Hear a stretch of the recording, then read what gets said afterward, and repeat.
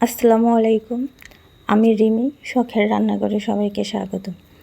আজকের রেসিপি পাঙ্গাস মাছ ভুনা।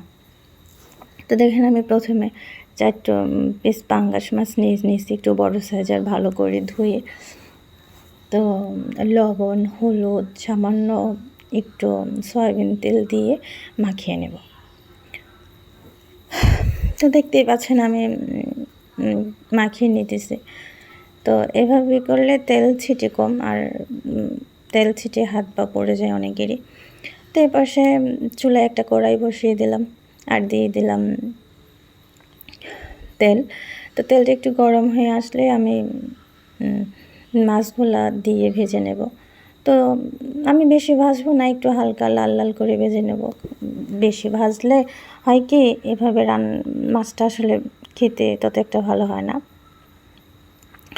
তো দেখেন আমি এখন একটু উল্টে দিয়ে দিচ্ছি এক পিসটা। তারপরে এভাবে লাল লাল একটু লাল হয়ে গেলে আমি মাছগুলো তুলে নেব, বেশি আর ভাজবো না। তো দেখেন একটু লাল হয়ে গেছে, আমি মাছগুলো এখন তুলে নিলাম। আর চেষ্টা করবেন এই মাছ ভাজার তেলে এই তরকারিটা রান্না করে, তাহলে স্বাদটা অনেক মজা হয়।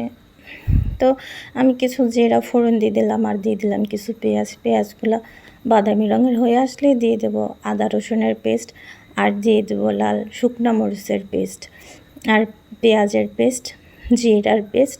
তারপর একটু সামান্য পানি দিয়ে একটু নেড়ে চেড়ে দিয়ে দেবো হলুদ গুঁড়া, আর দিয়ে দেবো ধনিয়া গুঁড়া, সামান্য একটু গরম মশলার গুঁড়া দিয়ে দেব। তো দেখেন আমি